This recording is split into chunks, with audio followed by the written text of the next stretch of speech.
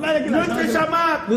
Notre Chamak. Joe, laisse-moi lui souhaiter la bienvenue. Non, mais il n'est pas rencontré. Il est pas rencontré. Ouvrez la porte alors.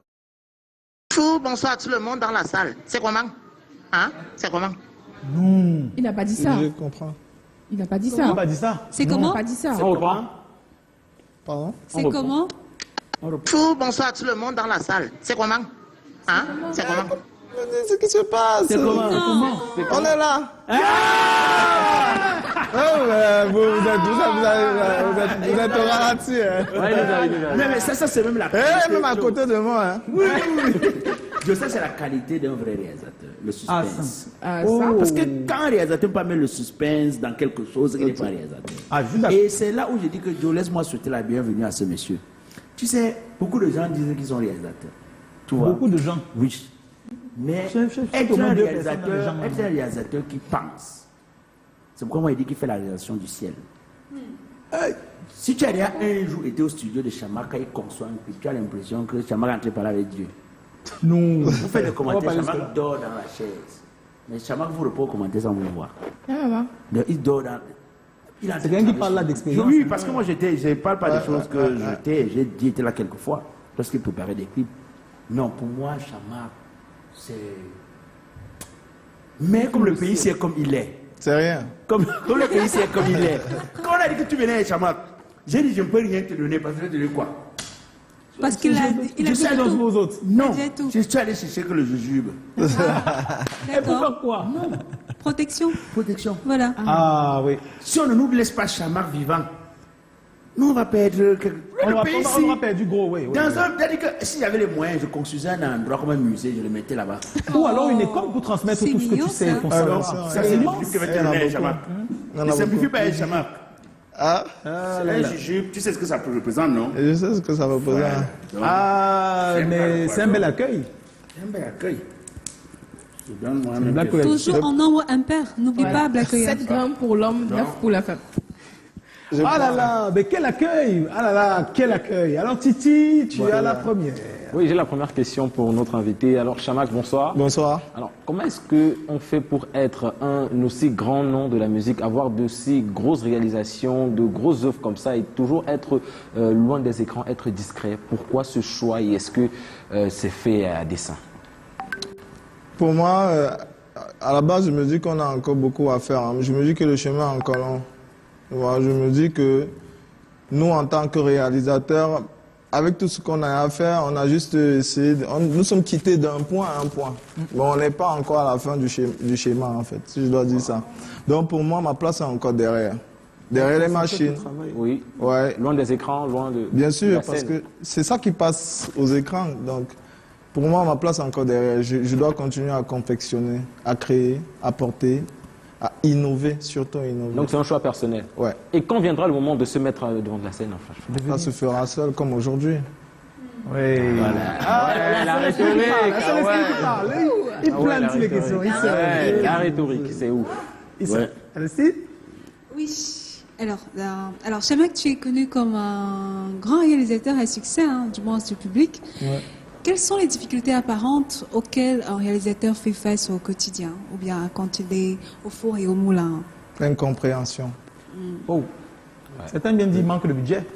Non, l'incompréhension à la base. Le budget pour moi, le budget n'est pas la fin du truc. Il y a le concept. Il faut comprendre, la direction comprend. Parce que pour chaque concept construit un peu l'image de l'artiste.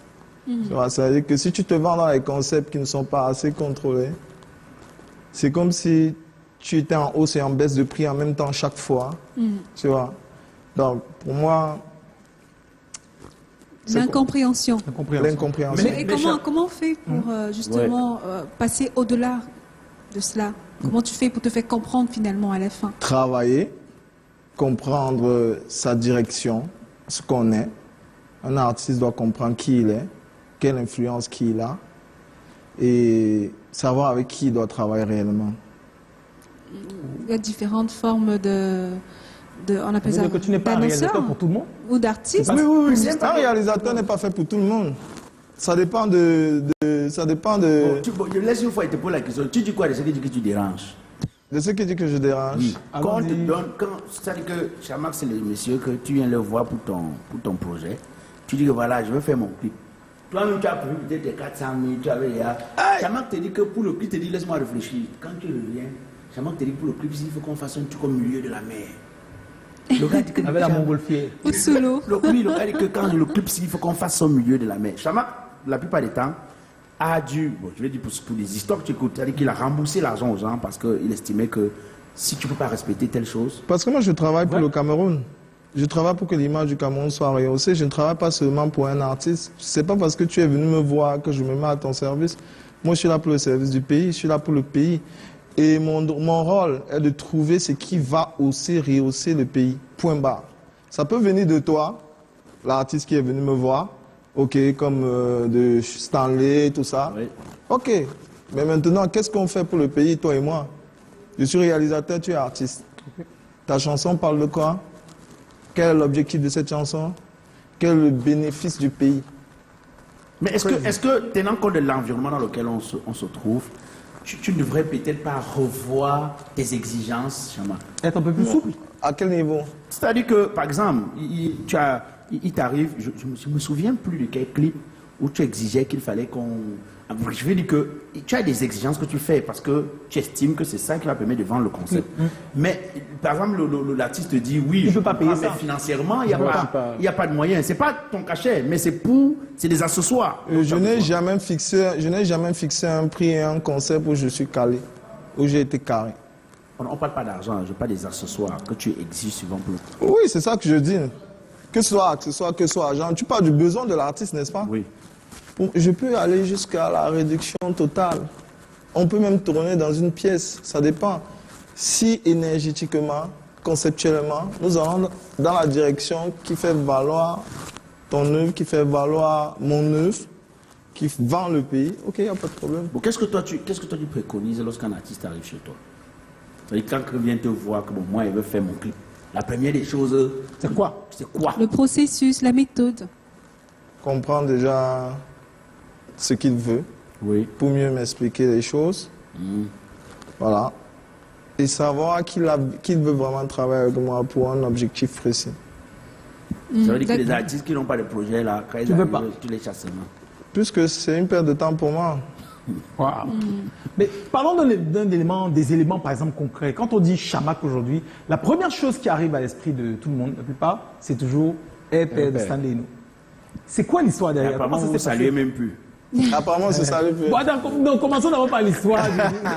Commençons d'abord par l'histoire. Bon, l'histoire de RPSM, Stanley, à l'époque, c'est quelqu'un qui me côtoie.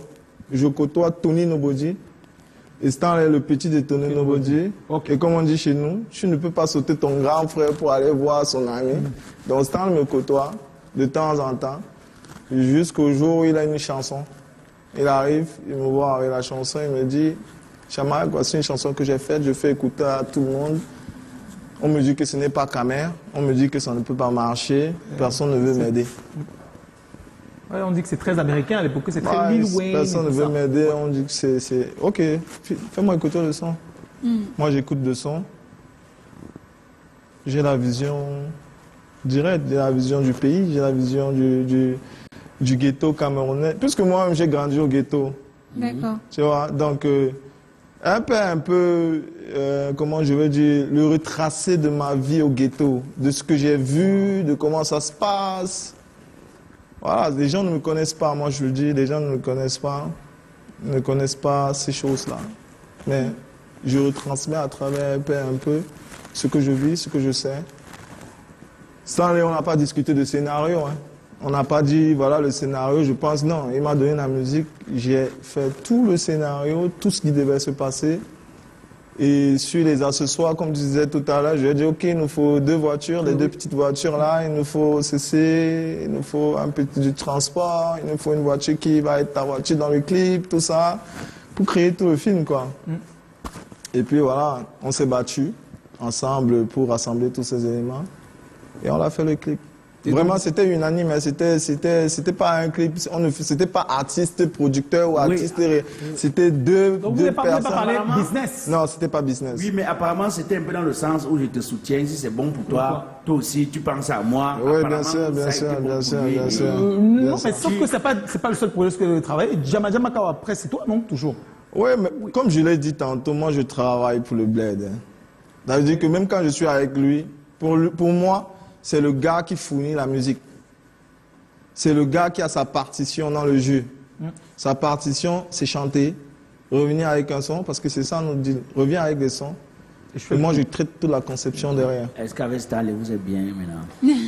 Voilà la question de blague. Bon, je ne veux pas dire qu'on n'est pas bien, parce que on ne... Non, un temps, c'était visible. C'est que...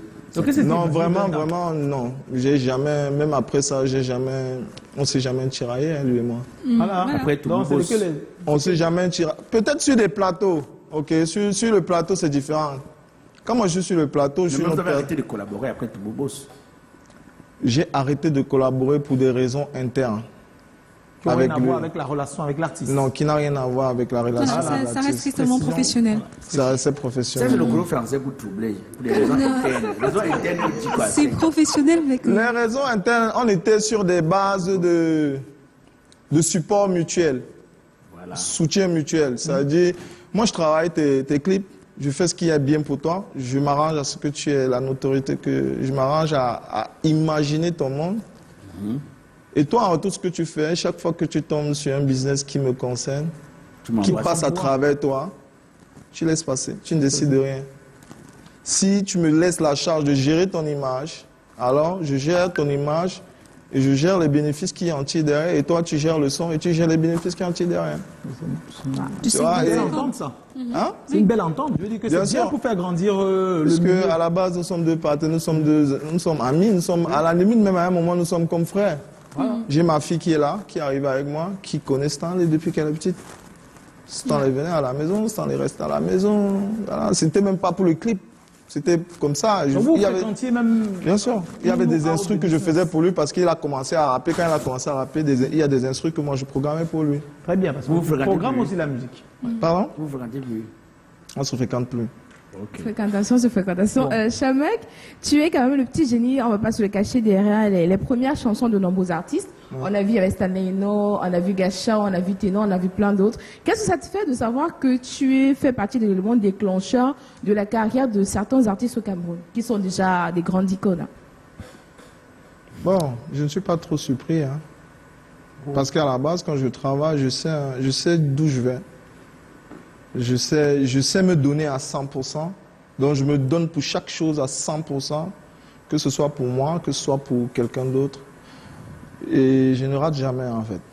Tu ne rates jamais. Dans Non. tous les clips que tu as produits, tu savais que ça allait connaître tout le succès que ça a connu. Bien sûr.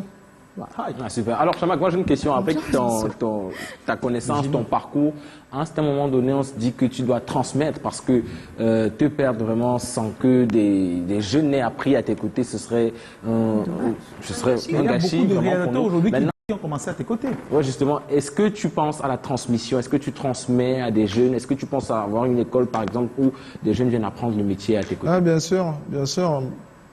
Pas... Je vais le faire. C'est dans mes projets.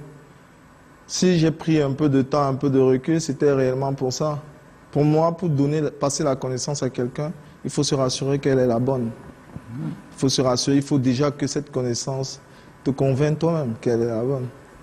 Tu vois? Donc, quelque part, c'est pour ça que j'ai d'abord mis pause, parce que j'ai trouvé que j'avais du génie. Bon, j'ai du génie, si je dois composer ça comme ça. L'humilité. Je sais... Ouais, je sais tout faire, C'est tout beaucoup de cette... créativité. Oui. Donc, Tu es maintenant comme un Américain. Hein. Tu as vu ton livre. comment ça? Tu es comme un Américain. Un Africain ou un Américain? Il a les cheveux crépus là.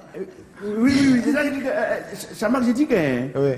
J'avais une petite question là que ça me taraudait l'esprit. Quand tu vois les jeunes réalisateurs aujourd'hui là, parce que ça fait au moins 3 ans, Ouais. tu n'es vraiment... Toi, tu es très en retrait. Dans Voilà. le game. Quand tu vois les jeunes réalisateurs, par exemple, il y a des canals d'or, il y a des clips qui sont représentés par d'autres personnes. Tu as l'impression que les gens ont pris ta place? Ou alors- Non, j'ai pas cette impression. ce que j'amasse comme connaissance, c'est bien au-dessus de la classe. Wow. Ce que j'amasse derrière, le temps qu'on ne me voit pas ce que je fais, mais c'est bien au-dessus de tout ça. Mon objectif n'est pas là. Tant mieux pour ceux qui le savent, qui reconnaissent, qui peuvent faire un geste pour ça, qui savent que nous, on est là pour construire le pays et que derrière, ils ont leur part à faire pour les gens comme nous. Tant mieux. Mais si ça n'arrive pas, nous, on ne s'arrête pas de travailler. Derrière, on continue de charbonner comme des fous malades. En tout cas, ton appréciation sur leur travail, est-ce que tu penses que le niveau est maintenu d'où tu l'as laissé? Est-ce que tu penses qu'il est maintenu aujourd'hui par ces... Bon, il a quand même rabaissé, quand même, le niveau a baissé. Tu trouves? Abaissé. Ah ouais. Oui, Il a un peu chuté. puisque le mouvement a un peu chuté, Joe. Ah, Le mouvement a un peu chuté. La façon dont on était en train de vivre la musique avant, la façon dont on la consommait, ce qui se passait. La vidéo, tu parles du mouvement urbain. Le mouvement urbain, la vidéo, les sons, ce qui activait les gars à faire des musiques. Parce qu'il a vu le clip RP, il a vu le dernier clip de Chamax, ça a tué le gars, l'autre gars, toute cette mouvance. Il y a une chose qu'on doit comprendre. Dans ce mouvement, dans la vidéo, je suis un élément déclencheur. Je suis comme un cours. Je suis comme un déclencheur. Je suis comme quelqu'un qui donne la direction aux autres. Okay? Quand je fais, mes erreurs permettent aux autres de comprendre mieux. Ma créativité permet aux autres de comprendre comment ils vont orienter leur créativité. Parce que ça a été ça depuis le départ. Donc, quelque part, je connais quel est mon rôle et je connais quand ça baisse.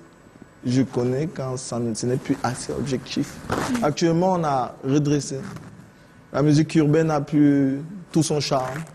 Oui, le mouvement a un peu baissé. C'est à cause aussi de la qualité des produits, de l'investissement aussi. Je vais poser une question un peu très intimiste. Moi, j'étais observé sur on va dire pratiquement les 4 dernières années. Et j'ai remarqué que tu es très en retrait.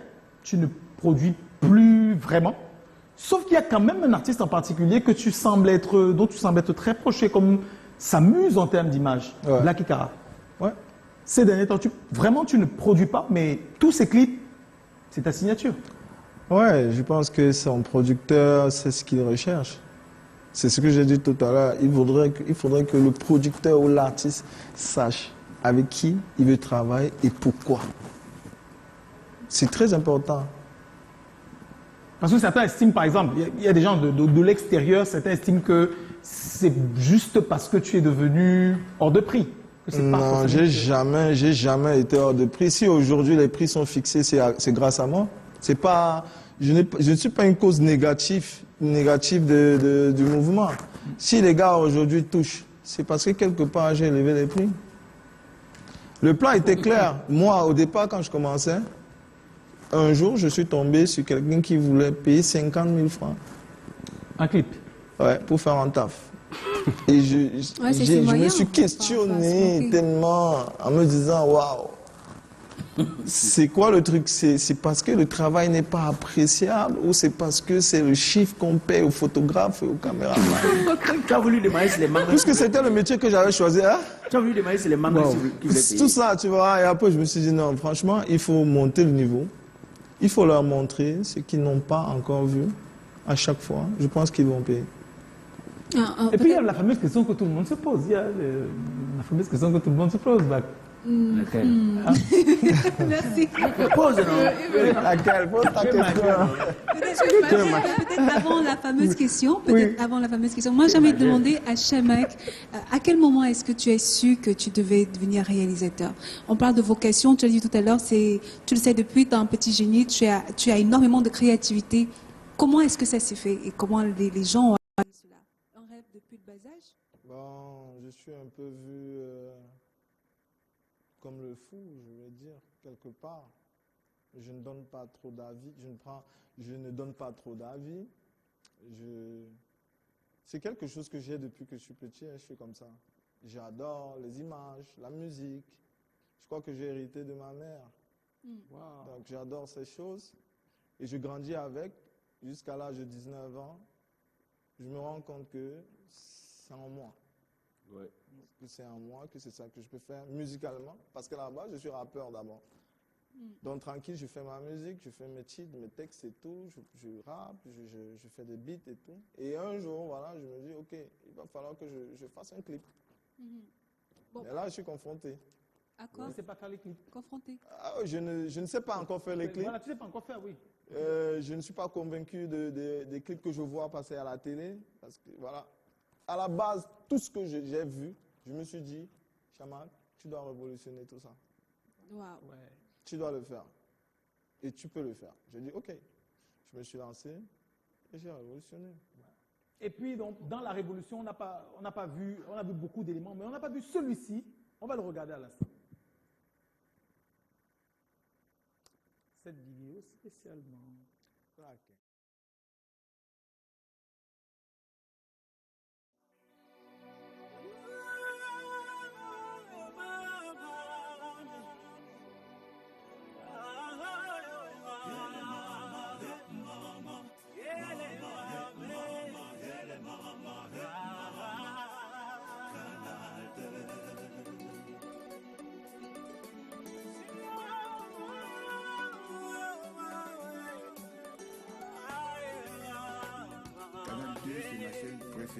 Canal 2, c'est ma chaîne préférée. Canal 2, c'est ma chaîne préférée.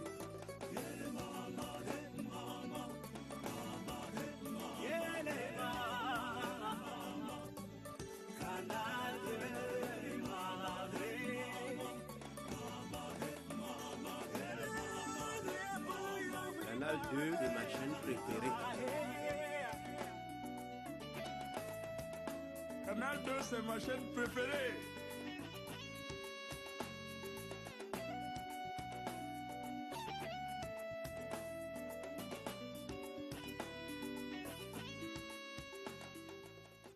Alors ça continue d'être l'identité de Canal 2 International, ce vidéoclip. Donc la bande son, je ne sais pas trop, mais la réalisation vidéo, la conception et tout ça, c'est Chamak. Raconte-nous un peu l'histoire derrière. Comment je veux dire? On m'appelle Eric. Monsieur Fotso. Monsieur Fotso. Qui m'appelle, il me dit, Chamak, passe au bureau. Alors il me dit, voilà, la chaîne est en train de quitter de l'analogie pour le numérique. Et voilà, on souhaiterait que tu nous proposes quelque chose. Une vidéo qui démontre ça. Je suis d'accord. Ok.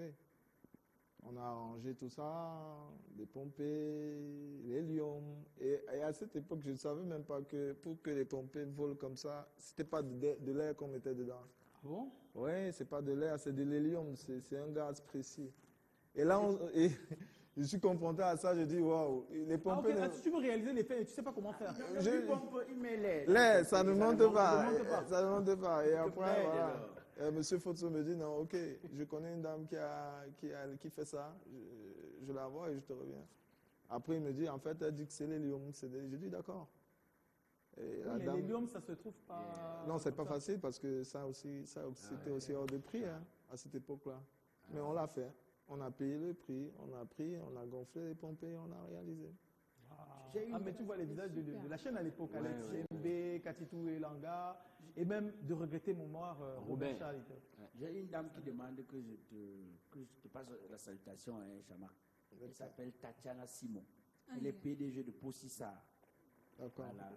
Possissa, c'est une structure qui fait dans le dédouanement, elle dédouane les conteneurs et tout. Donc vraiment, elle dit qu'elle t'observe depuis.